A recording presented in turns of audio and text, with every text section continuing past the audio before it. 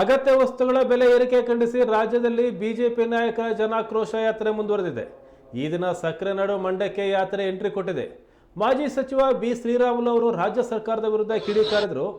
4 lakh budget ಕೊಟ್ಟು 2 ಲಕ್ಷ ಕೋಟಿ ಸಾಲ ಮಾಡಿದ್ದೀರಿ, ರಾಜ್ಯದ ಜನರ ಮೇಲೆ ಬರೆ ಎಳೆದಿದ್ದೀರಿ, ಪೆಟ್ರೋಲ್ ಡೀಸೆಲ್ ವಿದ್ಯುತ್ ಬಸ್ ಬೆಲೆ ಏರಿಕೆ ಮಾಡಿದ್ದೀರಿ, ರಾಜ್ಯದ ಜನರ ಗಾಯದ ಮೇಲೆ ಬರೆ ಎಳೆದಿದ್ದೀರಿ ಅಂತ ಕುಟುಕಿದ್ರು.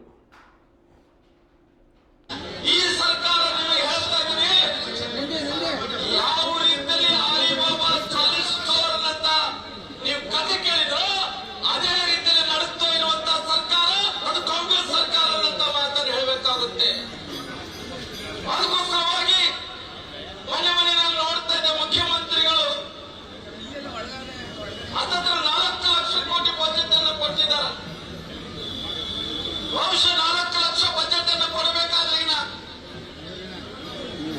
ಅವರು ಪೆನ್ ಅವರೇ ತಟ್ಕೊಂತಿದ್ರು. 4